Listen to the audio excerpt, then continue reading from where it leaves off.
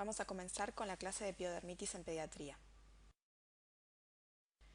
Los objetivos de esta clase van a ser definir las diferentes formas de presentación de las infecciones de partes blandas en pediatría, reconocer las entidades que presentan potencial compromiso sistémico y conocer los tratamientos recomendados para cada una de ellas según los gérmenes más frecuentemente involucrados.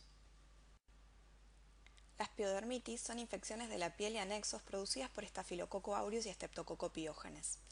Según el nivel de compromiso cutáneo que tengamos, cuando hablamos de impétigo y foliculitis sabemos que el compromiso es a nivel de la epidermis. En la erisipela y el forúnculo el compromiso es a nivel de la dermis, en la celulitis a nivel del tejido celular subcutáneo y cuando el compromiso llega hasta la fascia muscular hablamos de fascitis necrotizante. Las piodermitis también pueden ser primarias cuando asientan sobre una piel sana y secundarias cuando asientan sobre lesiones previamente.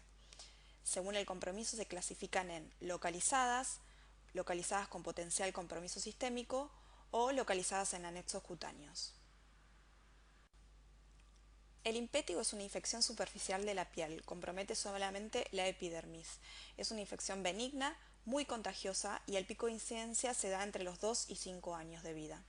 La forma de presentación puede ser costrosa o bullosa o ampollar. El impétigo costroso está producido por el Staphylococcus aureus solo o en combinación con el Streptococcus pyogenes y ocasionalmente además pueden acompañar el Streptococcus del grupo C y G. Es la forma más frecuente de presentación y habitualmente se da en edad preescolar. Clínicamente evoluciona como una pápula eritematosa hacia una vesicopústula y luego a una costra amarillenta color miel que se denomina melicérica. Como podemos ver en las imágenes, en los pacientes se presenta una base eritematosa, en este caso, con la costra melicérica que la recubre. Y estas son las localizaciones más frecuentes observadas. La variedad ampollar del impétigo está producida exclusivamente por el Staphylococcus aureus. Este germen produce una toxina denominada exfoliatina que genera un daño en los queratinocitos de la capa granulosa de la epidermis, generando así una ampolla bien superficial y flácida. Esta toxina exfoliatina, en el caso de los lactantes, puede llegar a dar el síndrome estafilocóxico de la piel escaldada. Esto se da por falta de anticuerpos contra ella y además porque en los lactantes existe una disminución de la depuración de la misma. Con respecto al tratamiento, la elección del mismo va a depender de diferentes factores como el número de lesiones que tenga el paciente, la localización de las mismas y la edad. El antibiótico tópico se da en escasas lesiones, tienen que ser menores de 5 y puede utilizarse pirocina al 2% en ungüento 3 veces por día por 5 días o ácido fusídico 3 veces por día. En caso de requerir antibiótico bioral, vamos a elegir este según el porcentaje de SAMR de la comunidad que tengamos en nuestra población. Dado el alto porcentaje actual, habitualmente se elige trimetoprim sulfametoxazol a 10 mg kilo día y además se puede asociar amoxicilina a 40 mg kilo día durante 10 días totales de tratamiento. En caso de que el porcentaje sea bajo de SAMR de la comunidad, se podría elegir cefalexina o amoxicilina clavulánico. La foliculitis es otra de las infecciones superficiales de la piel, en este caso compromete el folículo piloso y el principal agente causal es el Staphylococcus aureus. Como factores predisponentes tenemos la depilación, la humedad, la obesidad, que haya una dermatosis subyacente, alteraciones de la inmunidad y la diabetes. Se presenta clínicamente como pápulas y pústulas de base eritematosa con un pelo en el centro, pueden presentar prurito y las localizaciones más habituales son el cuero cabelludo, los miembros y los glúteos. Dentro de los diagnósticos diferenciales podemos pensar en foliculitis por injuria física o química, la foliculitis eosinofílica, picaduras de insecto, escabiosis, pseudofoliculitis de la barba y las infecciones por especies de malacesia. Habitualmente las foliculitis tienen resolución espontánea, pero en caso de persistir se puede recurrir a los antibióticos tópicos o en caso de extenderse a otras localizaciones se pueden utilizar antibióticos bioral. La erisipela es una infección aguda de la piel no necrotizante, afecta a la dermis superficial y tiene un marcado compromiso de los vasos linfáticos subyacentes como forma característica. En algunos casos es rápidamente progresiva. La etiología más frecuente es el Streptococcus pyogenes. Dentro de las menos frecuentes se nombran el Streptococcus de los grupos C y G, Streptococcus del grupo B, el Staphylococcus aureus y los bacilos gram negativos, que pueden ser solos o asociados. Existe una curva bimodal de presentación, una en niños pequeños y la segunda en mayores de 60 años, que es cuando más frecuentemente se presenta. La puerta de entrada más frecuente son los traumatismos como heridas cortantes, picaduras, intertrigos y onicomicosis. Y en el caso de los neonatos hay que pensar que la puerta de entrada puede ser el cordón umbilical y diseminarse a la pared abdominal. Otros factores predisponentes son la obesidad, la diabetes, el edema secundario a la obstrucción linfática. Se presenta clínicamente como una placa roja brillosa, indurada, con la característica piel de naranja. Los bordes son bien nítidos, lo que nos ayuda a diferenciarla de la celulitis. Es muy dolorosa, de rápida extensión, genera linfedema regional y sobre la placa también pueden llegar a haber flictenas y bullas.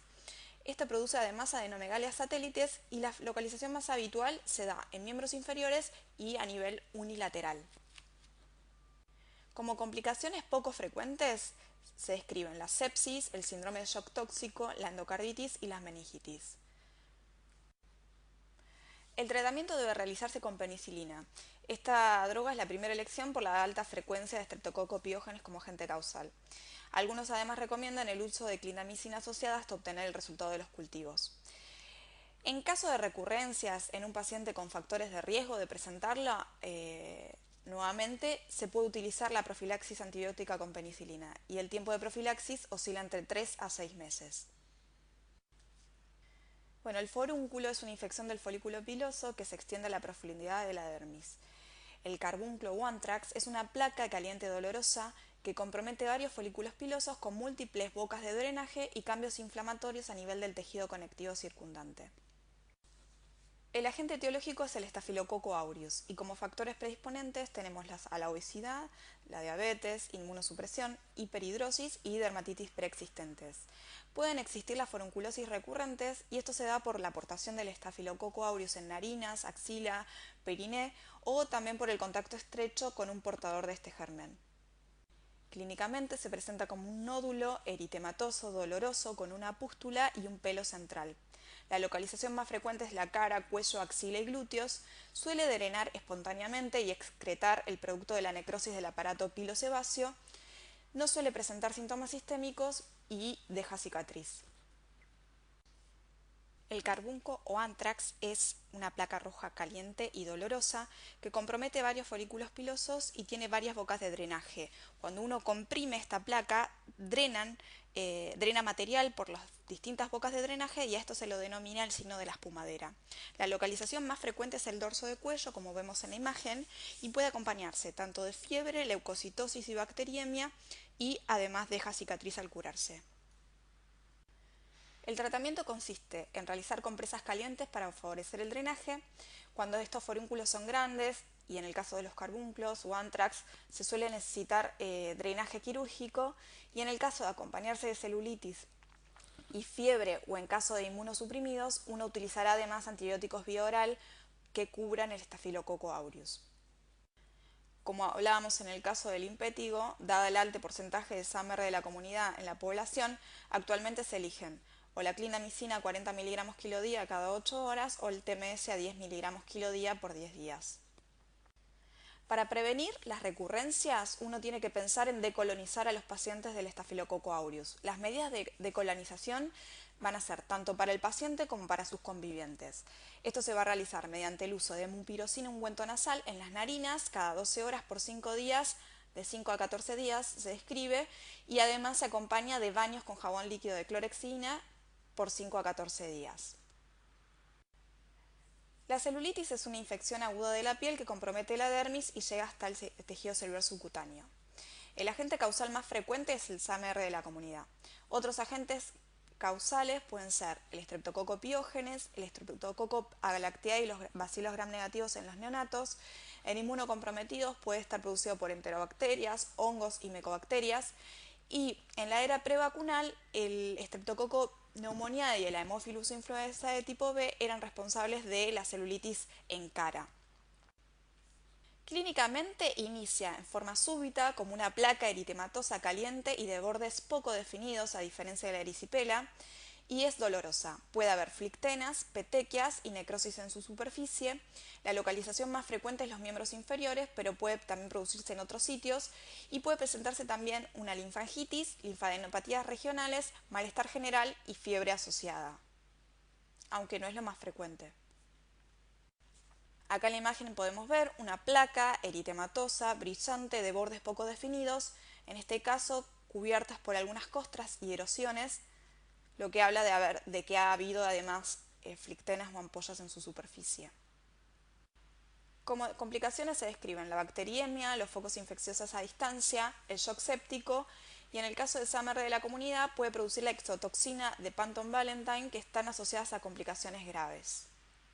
El diagnóstico es clínico, en caso necesario se puede realizar un cultivo por piel sana para rescate del germen y adecuar el tratamiento antibiótico. En caso de pacientes lactantes con indicación de internación y tratamiento endovenoso, inmunodeprimidos o pacientes con gran compromiso del estado general, uno puede tomar hemocultivos y en este caso el rescate es menor al 5%, pero en el caso de haber nos podría ayudar el antibiograma a adecuar el tratamiento al paciente.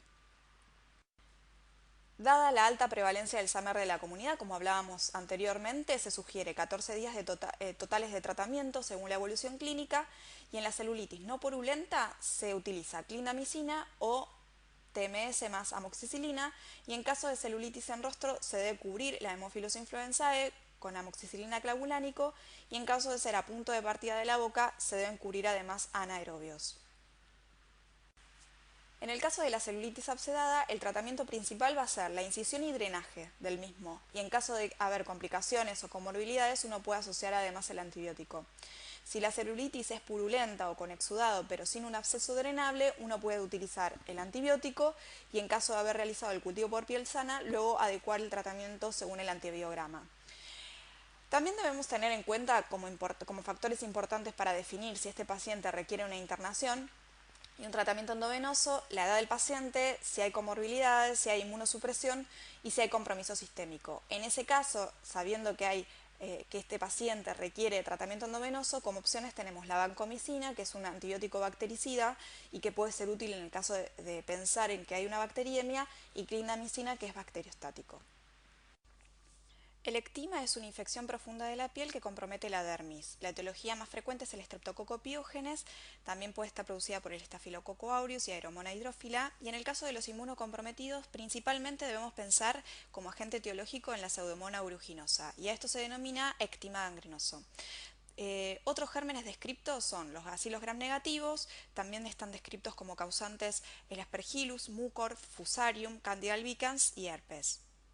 Clínicamente evoluciona como una vesicopústula que asienta sobre una pápula eritematosa. Esta forma una úlcera de bordes sobrelevados que se recubre de una costra negruzca y suele haber edema perilesional como podemos observar en las fotos. El diagnóstico es clínico, pero en el caso de inmunocomprometidos debemos tomar cultivos y biopsia de lesión porque en este caso podemos también pensar en otros gérmenes que estén involucrados. Para tratar un ectima debemos cubrir el Streptococcus pyogenes, excepto que estemos hablando de un paciente inmunosuprimido, o sea de un ectima gangrenoso, y en ese caso debemos cubrir empíricamente la Pseudomonas aeruginosa. Para esto podemos utilizar ceftazidime, cefepime, meropenem y imipenem más un aminoglucósido.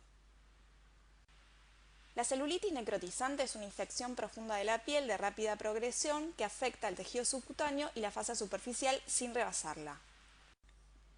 Las celulitis necrotizantes se clasifican en tipo 1 y 2. La tipo 1 es la polimicrobiana, en la cual al menos una especie debe ser anaerobia con una o más especies de streptococo, estafilococcus aureus y enterobacterias. Y la tipo 2, o la gangrena streptocóxica hemolítica, está producida por el streptococo del grupo A solo o en combinación con el estafilococcus aureus. Como factores predisponentes para presentar una celulitis necrotizante tenemos las afecciones que producen disrupciones de la piel, los pacientes inmunosuprimidos y los neonatos con onfalitis. Clínicamente inicia como una placa eritematosa, edematosa, sin límites netos, caliente y con dolor exquisito a la palpación. Un signo cardinal de la afección es el dolor desproporcionado a los signos cutáneos presentes, tiene una progresión rápida, en forma tórpida, tiene cambios de color, que se hace hasta marmóreo o negruzco a las 24-48 horas y pueden aparecer en su superficie ampollas con contenido líquido de color púrpura. Suele ser más frecuente en las extremidades, sobre todo en las piernas, pero también se puede presentar en la pared abdominal, en la zona perineal o inguinal y en las heridas posoperatorias. La zona se vuelve indolora debido a la anestesia secundaria a la trombosis de los vasos y a la destrucción de los nervios superficiales. Esto es un signo tardío y de mal pronóstico dada la isquemia de la piel y necrosis. Existe mal estado general con fiebre e irritabilidad, náuseas, vómitos y diarrea y puede ser parte de un cuadro de shock tóxico estreptocóxico. La gangrena de Fournier es una celulitis necrotizante localizada en la región escrotal y de periné. Se produce frecuentemente por los gérmenes de tipo 1 y suele producirse en pacientes con comorbilidades asociadas como la diabetes. El diagnóstico de las celulitis necrotizantes es clínico. En el laboratorio podemos detectar un aumento de los reactantes de fase aguda. Se debe hacer cultivos del tejido debridado. En el caso de hacer hemocultivos, estos suelen ser positivos, y en el caso de solicitar una imagen, lo más conveniente es una resonancia magnética nuclear, ya que nos permite mejor evaluar una extensión del compromiso, pero esto no debe retrasar el tratamiento más importante de la patología, que es el debridamiento quirúrgico. Además, en el caso de hacer una radiografía, uno puede evidenciar aire subcutáneo. El tratamiento más importante, como dije previamente, es el debridamiento quirúrgico del tejido necrosado y debe ser lo antes posible. Además debe haber sostén clínico, manejo del medio interno y estabilidad hemodinámica. Con respecto al tratamiento antibiótico, se utiliza la penicilina G más un antibiótico antianaeróbico como la clindamicina o el metronidazol, más un antibiótico para gérmenes gram negativos como la gentamicina, la ceftriaxona o la cefotaxima. Uno debe considerar la cobertura de la pseudomonas aeruginosa y de los gram negativos en pacientes neutropénicos, y si se sospecha la presencia del SAMR, uno debe utilizar además la vancomicina. Como conclusiones de nuestra clase, las piodermitis son una causa frecuente de consulta en pediatría. Las formas de presentación pueden ser superficiales, pero también pueden llegar a producir compromiso sistémico, como la celulitis, la erisipela y la celulitis necrotizante.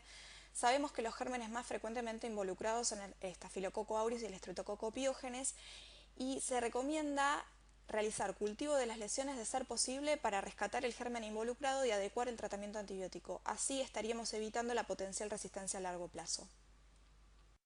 Muchas gracias.